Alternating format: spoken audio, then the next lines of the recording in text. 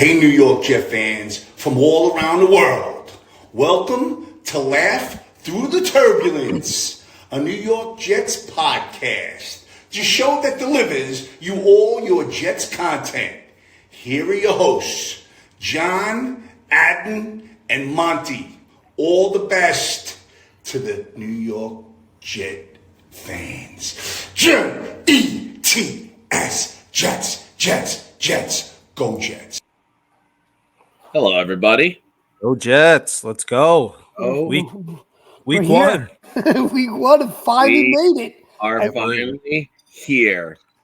I feel like we've been recording for, 9 years instead of 9 months to get to this point. Yeah. And you guys can hear the music I'm hearing, right? No, not now. I was hearing it before, but There we go. There we go. Yeah. Now you can hear it, right? yeah. Yeah.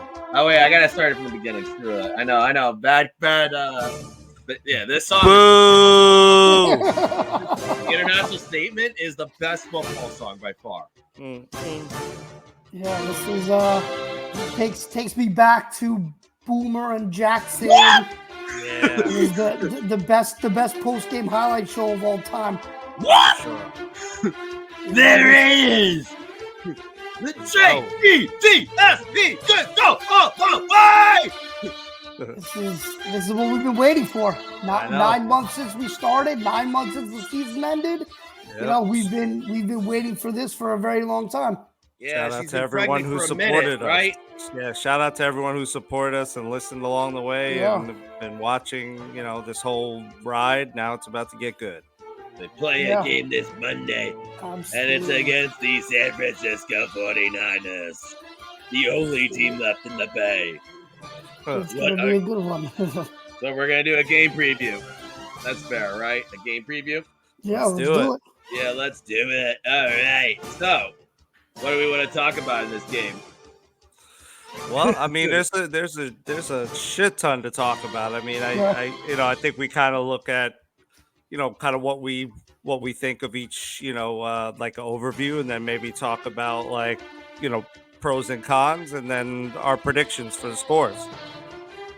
Okay, sounds good. Why don't you kick it off? All right. Listening. Yeah. I know. Figures. What'd you say? All right. Actually, can you turn the music just a little down? It's good, but it's just a little loud. All right. So, I really want us to win this game, right? And I really, really do. And I think we have a chance to, but if, gun to my head, do I think that the Jets are going to win this game? I have to say no.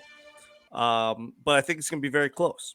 I think it's a lot to ask for an offense who's never played together in the regular season, led by Aaron Rodgers, who might be a little bit rusty, to go all the way across country, deal with the time difference, deal with the jet lag, and beat a loaded, well-coached, Super Bowl level team that had a top 3 defense and a top 3 offense.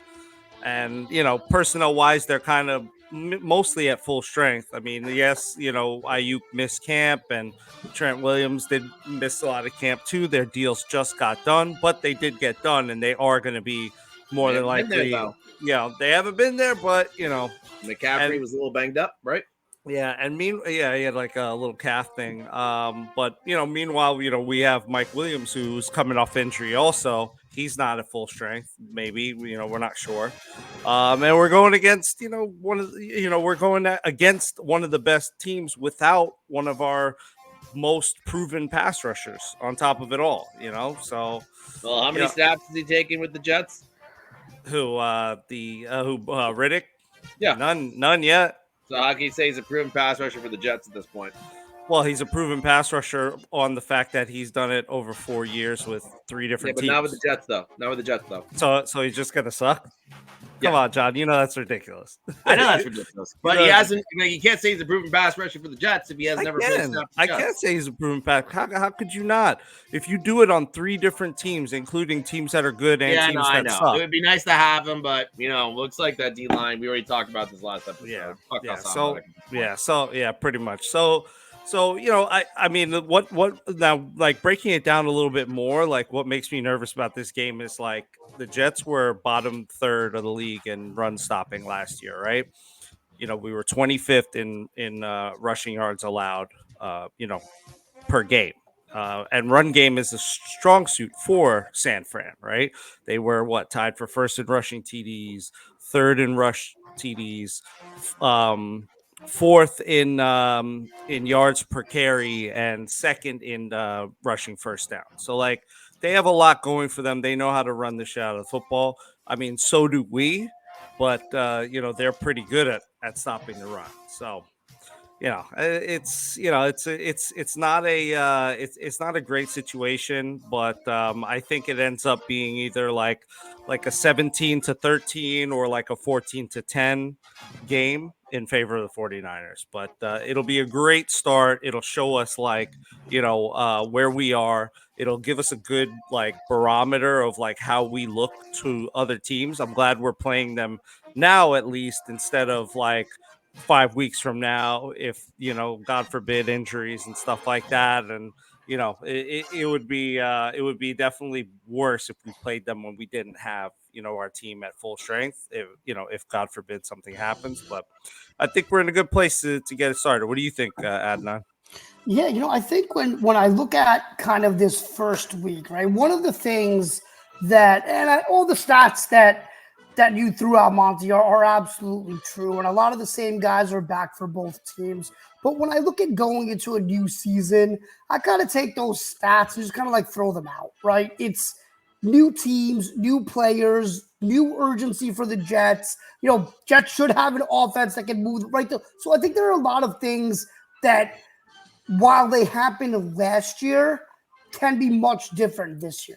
I think for me, like the big thing that I look at for week one is storylines, right? What are we looking at? A ton of storylines are coming out of this game, and it's all what ifs, right?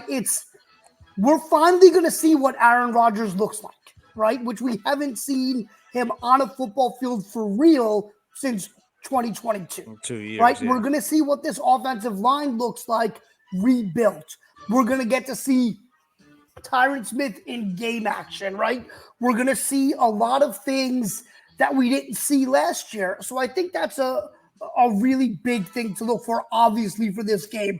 The elephant in the room is going to be Rodgers and his performance. On top of that, I'm interested to see what Tyron Smith looks like, Trent Williams looks like after missing all of camp, right? Christian McCaffrey, is he going to be on a pitch count? He missed all of camp as well. Brandon Ayuk missed all of camp, right? So it's going to be really interesting to see what these teams look like.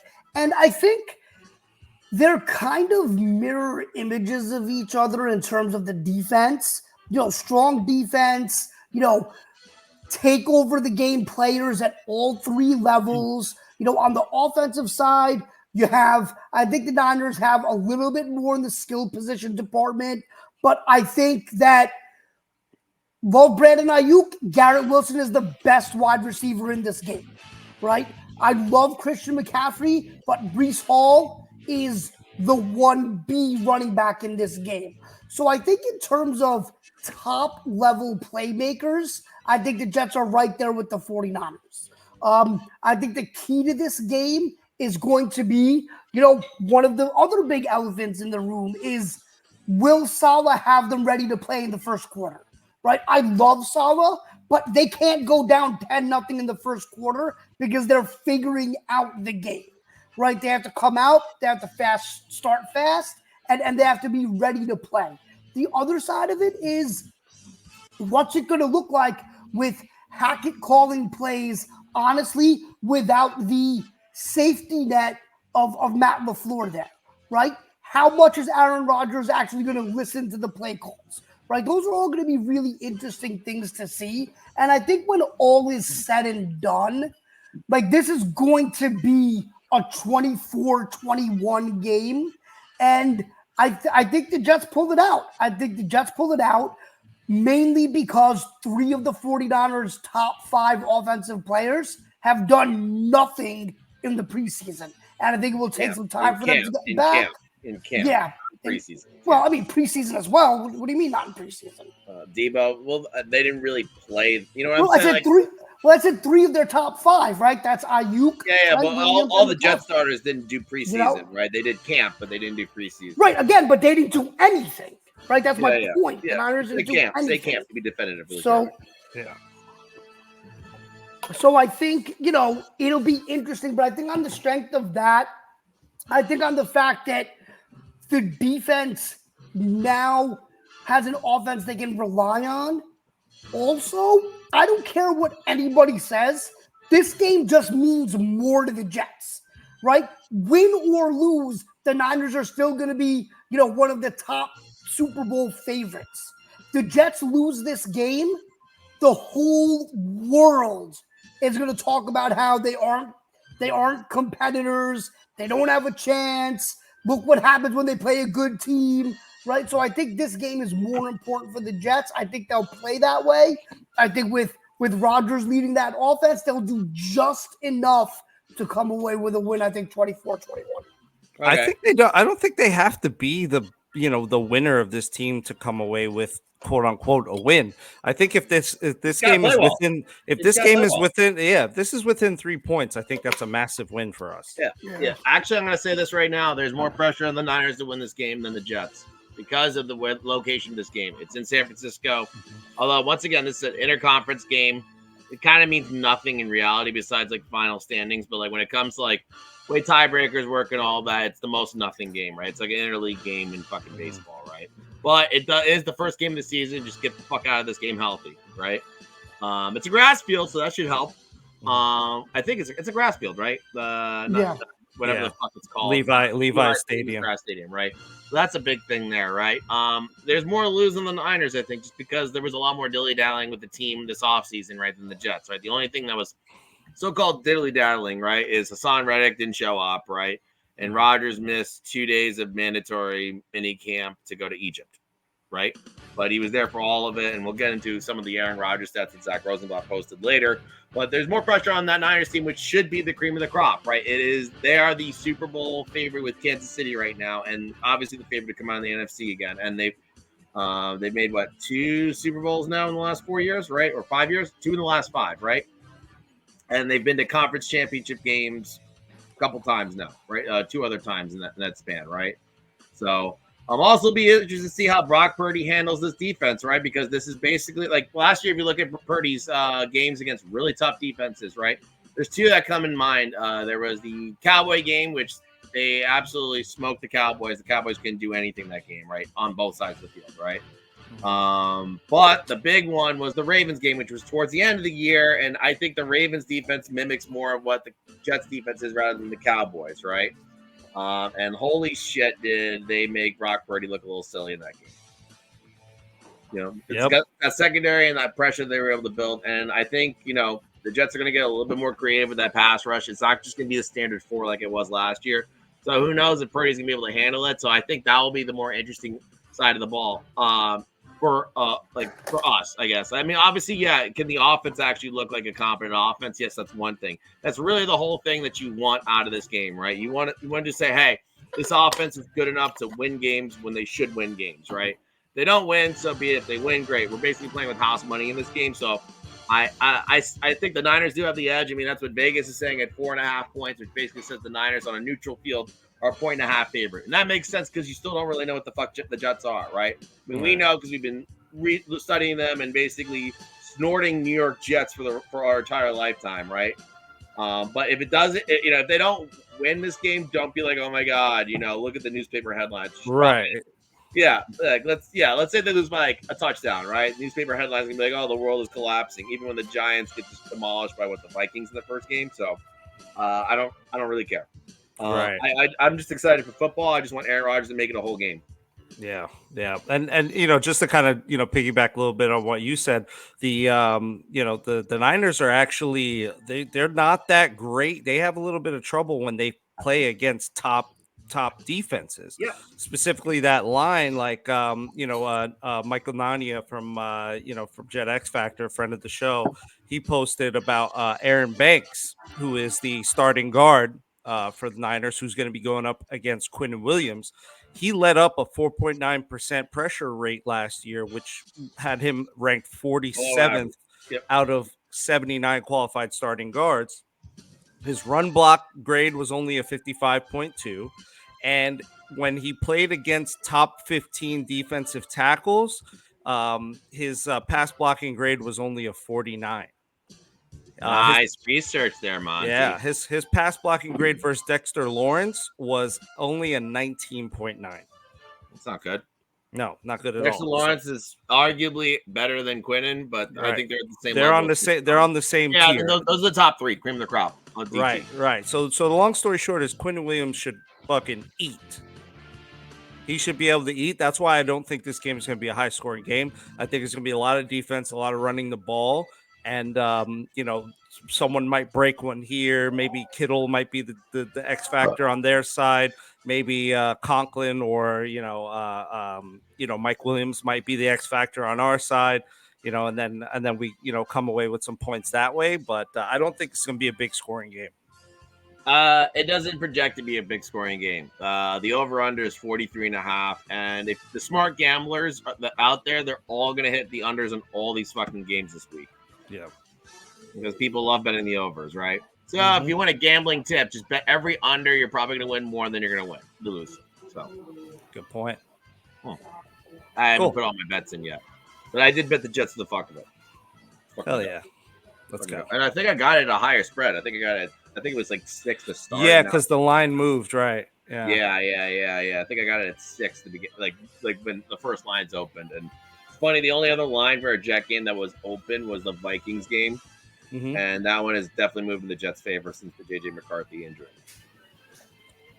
As expected. Okay, so I guess you guys had your score predictions right already. So Monty said like 17-13, which would be well under the under. Adnan had 24-21 Jets. I guess that was kind of where he was kind of leaning, right, and all that. I say it's all within a field goal. I'll give the edge to the Jets. Fucking, I think Rodgers is just gonna come out so fucking angry and leave. You know what I mean? He's got such a bigger chip on his shoulder going into this game than anybody else on that field. Oh, that's a good point. I also looked up his record versus the Niners. He's 6-3 versus the Niners in his career. Yeah, and he's had some good individual numbers as well against them. So the two of those L's were in the playoffs when the Niners actually all. No, that's just regular season. Oh, that's regular season. Okay. Yeah, in the playoffs he's not good. He's 0-4. He's 0-4 versus the Niners in the. That sounds right. That was the Kaepernick 200 rushing yard game. There is a Purdy game in there, I believe. Is there a Purdy game in there? No, there isn't. No, there isn't. There's a Jimmy Garoppolo on the road game there. Then there was the NFC Championship game over at San Francisco. That was So okay. And note that Rodgers shouldn't have lost that last playoff game against the Niners. That was at Lambeau, and the special teams gave up 14 points in that game. Good point. Yeah, Packers team was better that year. They were, but whatever. Okay, so fair enough. You like the NFL music? This is good. Yeah, it's good. Yeah, a little extra energy for the. Little extra. Yeah, I've been kind of bobbling my head. This one's Gridlock, by the way, and I think it's about to end. No, this is Gridlock. Yeah. Okay, so I guess we kind of did that, right? And I guess we can go to the next topic of the show. Correct? Mm-hmm. All right, Michael Carter got locked up, bitches. Yeah, this was fantastic. Hell yeah. This was good. Basically, he got a 3-year extension beyond this year, so he's basically got 4 years total left, right? For $30.75 million. 19 of it is guaranteed, and there's incentives in there that make it up to $33 million. First off, I'm like, wow, that this is the deal that he got, right? Because it seemed like, this seemed like a very fair price for arguably the best nickel in the game, right? Yep. Does anyone have I guess, what was it? McDuffie was the other one that got a really big deal at that position, right? Recently? Yeah, it was, but I don't have the numbers, but this is the biggest deal for a nickel corner in NFL history, right? Yep. So, he still got paid the top deal. And I think what this is is another lesson for Joe Douglas, right? Like, don't wait until they get to free agency. He learned from Bryce Huff, locked up Carter, and I think you're going to see more of this moving forward. So I think that's my biggest takeaway, is that he learned. He didn't wait for a young, excellent player, homegrown, signed him up, got him in for an extension at a pretty, like John said, reasonable price. Like 19 million guaranteed is not anything crazy. If he had waited and Carter has, a Pro Bowl season, maybe an All-Pro season, then the price goes up. So Which I is think very this was a smart possible move. this year in this defense Yeah. with this versus this schedule. It's very possible he has a fantastic year ahead. Well, Yeah. And Yeah. what I like about it was, I said this when in our chat, it's a great message for the Jets organization, for the Jets team, to the players, right? Because what does it say? It says, in the context of this bullshit with Hassan Reddick, if you act right, if you play your position, you don't hold out, you don't talk shit, don't be a pain in the ass, just do what you got to do, produce, and you will get paid. Focus on being the best you can be and focused on being a loyal team player, and that gets rewarded in this new iteration of the Jets organization. I love that so much because, before we've let guys go, like Quinnen was the first kind of homegrown guy that we'd re-signed in a while, or that we'd extended in a while. That shouldn't be the case. Like, when you're bringing in talent, you've developed the talent should stick around, and the talent should, you reward it will reward you. You reward them, they'll reward you. And I just love the message that it sends. The one thing that's like negative a little bit is I think does not bode well for DJ Reed. I think that means he's gone pretty much effectively, because there's no way, like, what are they going to put $50 million into the cornerback room? Doubt it. It's likely just too much to invest in CBs, and he's the odd man out. I don't know, because like when you do those extensions like that, dude, you create some cap space, but like obviously, there's a bigger contract coming Looming, for a couple other guys in that on that team, right? I mean, Patrick Surtain just got 4 for 96. Yep. So Sauce is gonna get 25 a year, right? 100. Mm-hmm. Yeah, Garrett's gonna explode after this year. He's gonna get a fat fucking contract, and then I'm guessing there's gonna be some other fat fucking contracts. Probably Jermaine is gonna be paid like a $20 to $25 million edge rusher, probably at some point, right? Mm-hmm. Brees might get a tag, or ABT. Who knows what's gonna happen with that? Because I guess not this year, but next year will be his 5th year. So but he got the 5th year, right? So there's a lot of things that are gonna have to happen contract wise. But yeah, you're probably right, DJ Reed. But he's also gonna be beyond that age, right, where it makes sense to really do that, right? So yeah that sucks. But you know what? Let's see how the season plays out, right? This is the one thing that makes me interested, right? So obviously, like, why did they do this for Michael Carter, not for Bryce Huff, right? I have the feeling like Bryce Huff, maybe we don't know everything that goes in that building, right? Maybe he was arguing for more time and all that stuff, right? And less team player-ish than maybe Michael Carter was, right? So like maybe that's why he didn't get it, even though like the contract that Huff got right now seems fairly reasonable, right? Yeah. 351. I mean, I'm just saying, right? But like, but to be fair, like Jets did give John Franklin Myers a deal, that he would never have gone anywhere else. They used him great. They try to do right, but I don't know. It just kind of makes me think there was something else going on there. Or maybe Bryce Huff just wanted to test the market, right? Well, it's also a smaller total contract too. That is true too, but still different. That position edge is way more premium than nickel corner, right? Sure. I agree with that, but it might just be a total money thing. Yeah, I don't know. I guess I'll fuck around and find out, right? We will. Try that, small town. Okay, that's cool. I guess we could start talking about the next topic, right? Just doing my little bullets here, but basically, Aaron Rodgers' stats in camp have been pretty fucking amazing, right?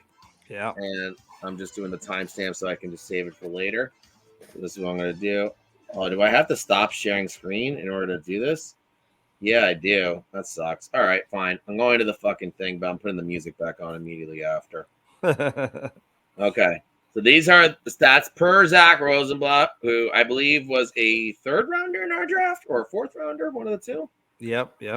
Okay, but basically, this is the breakdown of all of Rodgers' stats, and this is only on 11 on 11. So this is not going to be the 7 on 7, the red zone shit like that. You know, it's 11 on 11 drills, right? And bear in mind, this is going against the best fucking defense in the league, arguably, right? Yep. Arguably, we're gonna say that now. But top 5 as of now with health and all that and continuity, right? So he had Rodgers 63.1% passing, 24-5 TD INT ratio, which is good.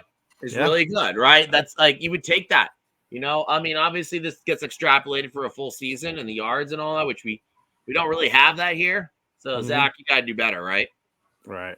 But anyway, the most targeted receivers, and bear in mind there is no Mike Williams in any of this, right? But Garrett basically was just the beast. 47 of 68, 10 touchdowns. It's pretty good. The yards are not going to be there, obviously. Lazard, 23 of 33, right? 4 TDs, you know, which is great, you know. And okay, Brees obviously gets a lot, right? And that's going to be a high completion rate, right? Because it's a fucking dump off, right? 3 touchdowns, though, on 18, right? Conklin also, Conklin up there, too, and Xavier Gibson, right? Of note, whatever, you know, there's some notes in here, whatever, but basically it's just really interesting, right? Just to kind of have like all of that. And I don't know, I don't think it's good to have numbers to all that, but I don't think it means anything because once again, we are just I'm sorry, I'm trying to get the music back on because it's in my head. Yeah. But basically, it's just like, you know, it's a yes. Okay, we have some validation that, you know, what we're seeing actually has some numbers to it, but who knows if they're valid, right? You know, one of the things that those numbers tell me, right, is that it's not just the numbers themselves. What it shows you is that they were actually able to, like when you had Zach and all these other guys, they couldn't run a functional offense, right? And you had, you know, Connor Hughes came out and said after the first or second practice, I forgot what this is supposed to look like, right? Because it's hard to evaluate other guys when every throw is in the dirt, when every throw is overturned, when you can't check to the right play. So I think all of those little things, what it really allowed to do over these past 2 off seasons with Rodgers is allow these younger guys they have to grow and actually have meaningful reps in practice and things like that. So, and listen, if he keeps up with, if this is what you extrapolate his season out to, and he's hitting, you know, 63% of his throws, and if he has the same season that he has in 2022, you know, this team is going to win a lot of games. So I think it really helps that he was able to run a functional offense in the offseason. Yeah, I definitely agree with you there. I think that it kind of highlights that this, you know, how far this offense has come. I think, you know, you practice the way you play. You know, you got to practice how you play. I think you got to put the time in. I mean, yeah, you know, we kind of can sometimes discredit one practice here, one practice there, but what I like is the consistency over the entirety of the body of practice, you know, data that we have. And, you know, him completing 63% of his passes, I mean, that's slightly below average, quote unquote, for Aaron Rodgers, but not really, you know, if that extrapolates out, you know, that would be on par with his 2015 year, his 2018 year, his 2019 year, and those were all Pro Bowl years for Aaron Rodgers. So, you know, if he's coming out the gate looking like that after 2 years of rust, you know, it bodes well for us, and I think it's a good thing to see. You know, we'll see how it ends up turning out, and again, you know, as John, you pointed out, and I believe Rosenblatt mentioned it as well, Mike Williams was not in any of this, right? So now you add Mike Williams to that equation, maybe that bumps up to 68%. You know what I mean? Because he has that other weapon there. And it's also going against, once again, Sauce, Reed, Michael Carter the second. Yeah, Brandon Eccles is no joke, as a dime.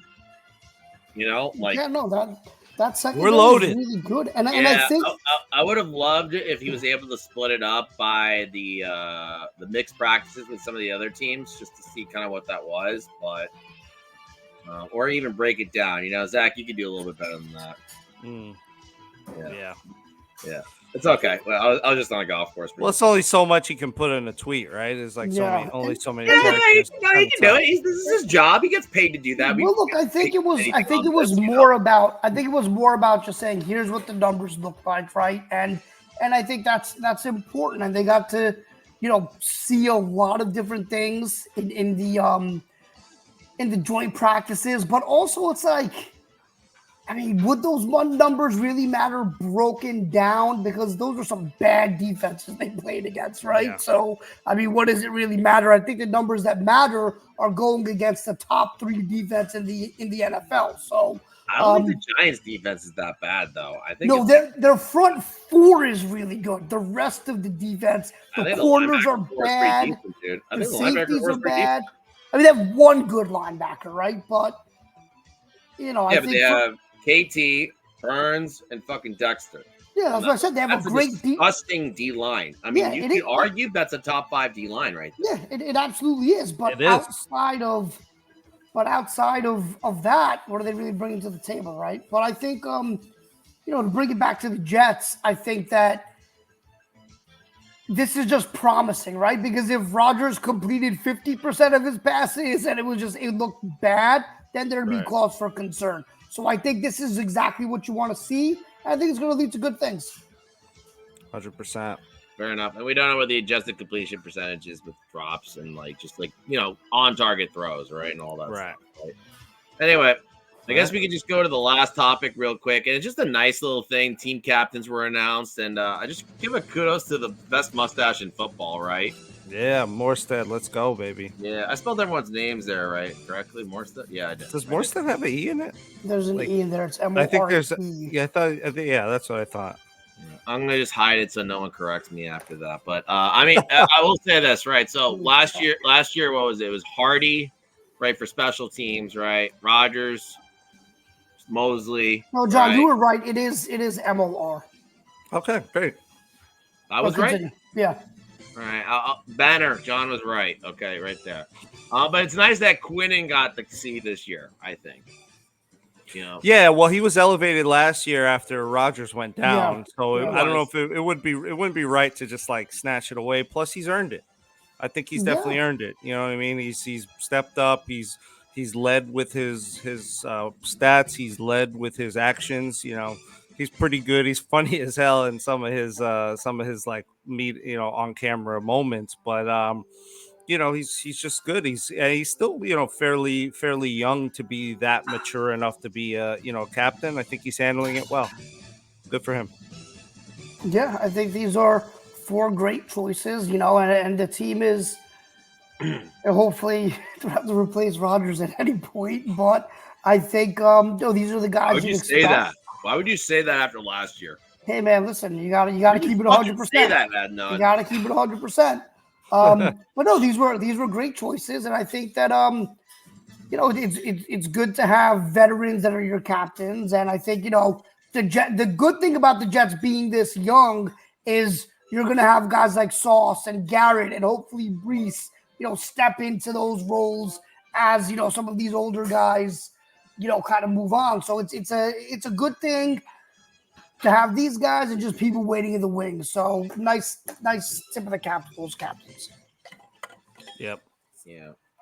Yeah. I'm excited. You know what? Because tomorrow's football, right? I mean, It's not our football, but I like the way this is kind of set up because, we get the Thursday night, right? And then the NFL has found their loophole to get Friday football, even though, you're not supposed to overlap with high school and college. That's why there's no football typically on Fridays and Saturdays, because of high school and college football. But I found this out. It's pretty cool, right? So they're not allowed to do Fridays and Saturdays typically, right? Before the first weekend in September. after this first weekend of September, right? And technically, Labor Day was on a Monday. It was really early this year, right? So technically, it has it best. So they found the loophole to get it on a Friday, right?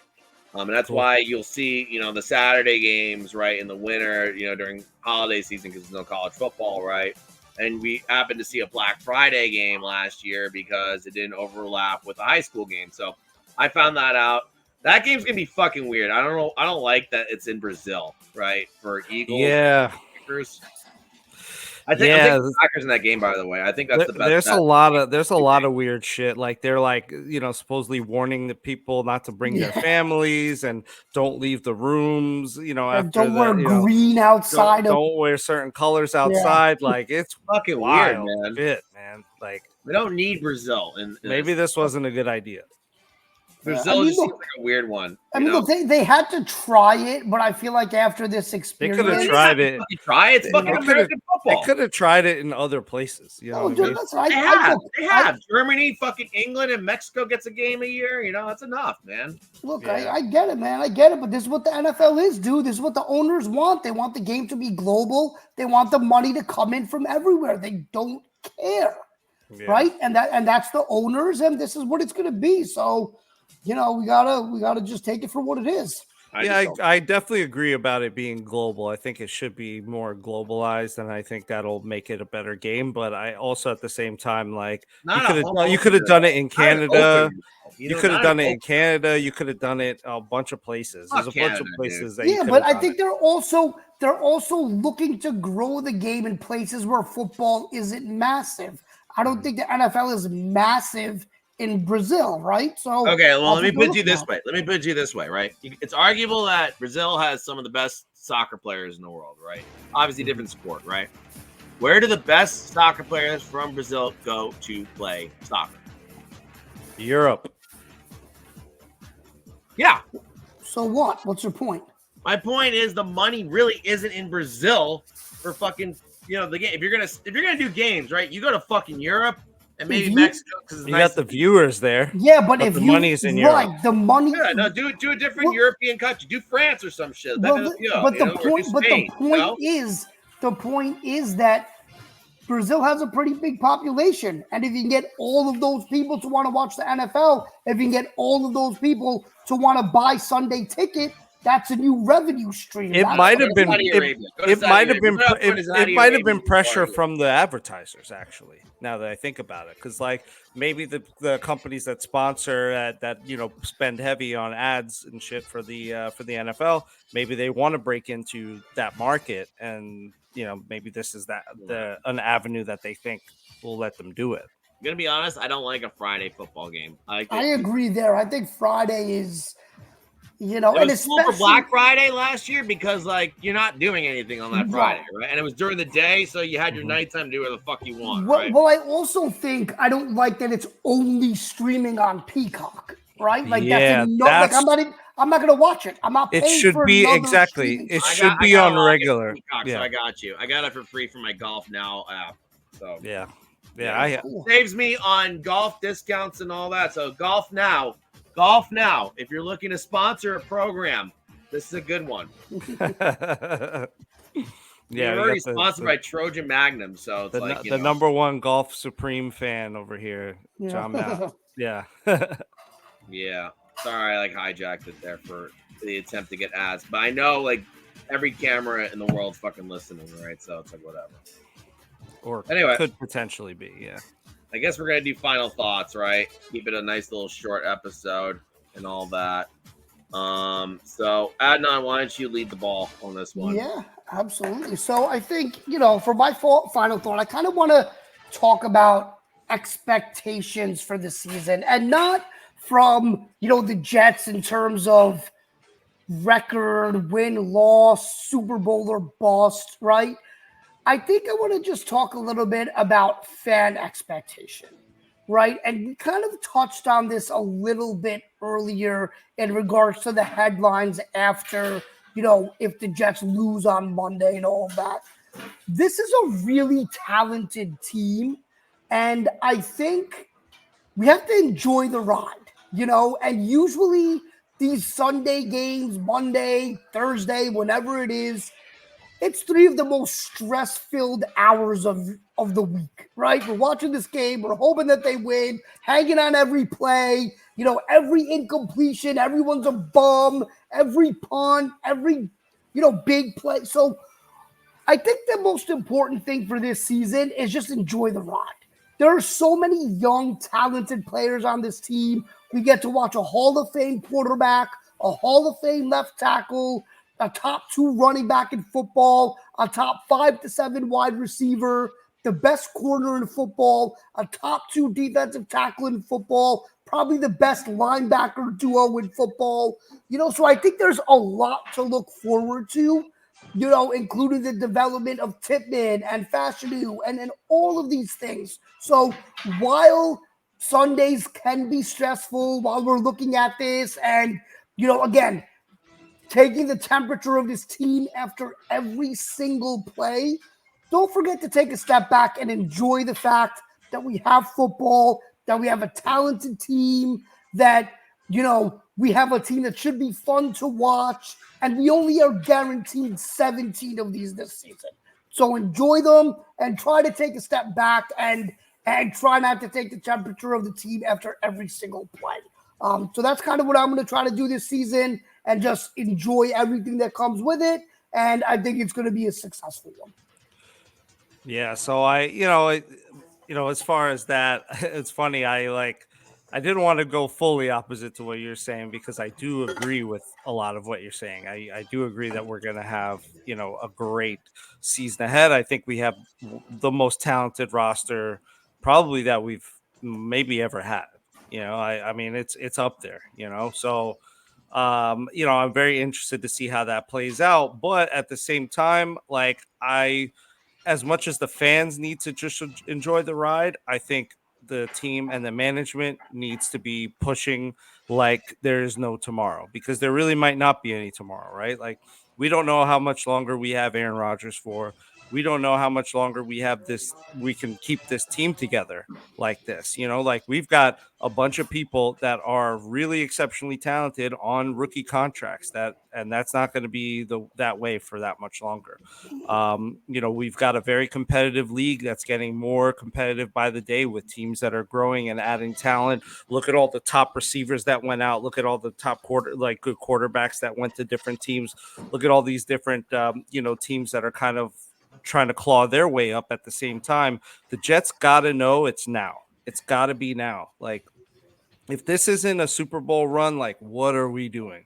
This has got to be like, we've got to take it that seriously. And that's really what I want to see out of the Jets this season more than anything else. Is I want us to be clawing for every inch, more competitive than I've ever seen us, more polished, more disciplined than I've ever seen us. Like, I really want to see like the Jets just like be what the 49ers and Ravens and Chiefs are, even if it's just for this year, like, and then we suck again, whatever, even though I don't think that'll happen.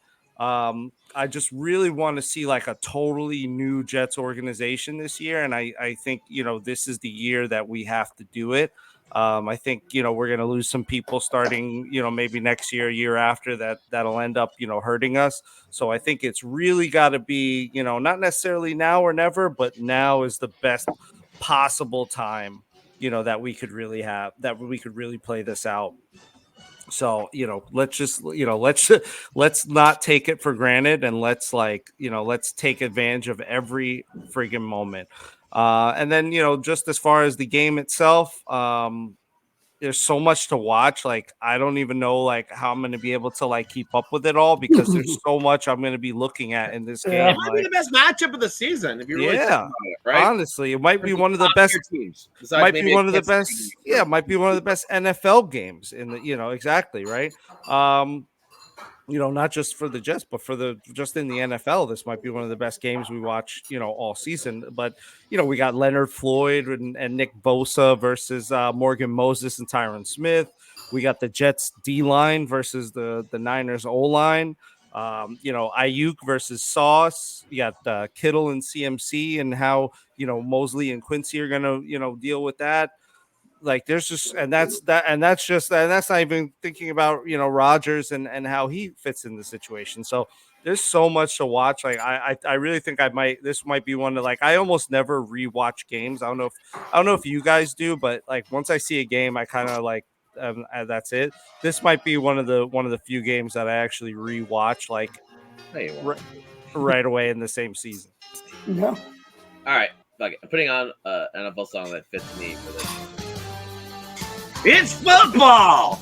Yeah, I'm very excited for just football. This is what I want out of this season. I want a season where we make the playoff at the very least, right? I will be happy with that. I don't want this shit where like the season's over after week 1 and we're just hoping to scrap away and maybe fight for a playoff spot. No, I want a good season where I can lift my head up and say that was a great season, right? Kind of like that. And the last good one that we really had was the Fitzpatrick year of 2015, right? We haven't had good football in MetLife, New York Jets area of the stadium, right? In fucking the Sanchez years, right? And even that last year, the year after the back-to-back was fucking bad for so many reasons, but fumble and everything like that. I just want good fucking football. And I want to see fucking a competent quarterback who was, by the way, voted amongst the smartest quarterback in the fucking league, right? I want to see a good quarterback finally do good quarterback things for a New York Jets team, where the best quarterback we've seen in a given season is either the Fitzpatrick 2015 year, which led to 3 picks in the last game, which fucked us over, right? Vinny Testaverde, who was competent, good, probably elevated by the team being really good, right? And still in the back of his career because he was already 12 years in, right? And never really lived up to the Heisman stature that he had, right? And then obviously Chad Pennington, who had half an arm as he got into the NFL and lost a lot of that too, but was very smart, right? I just want to see good quarterback play. And I want to see an offense that I'm confident in at any given drive can fucking score a fucking touchdown, right? We haven't fucking had that ever, and I just want that. I want football. I want good fucking football. And also, more importantly, I want to say this really loud. Fuck the Pats! Fuck the Dolphins! Fuck the Bills! And go Jets! Fucking Jets! Let's go. Go Jets! Tell me how you feel. Yeah. Like, comment, and subscribe. Thank you. And next time we see you will be after a Jet win. Yeah. Hopefully. Hopefully.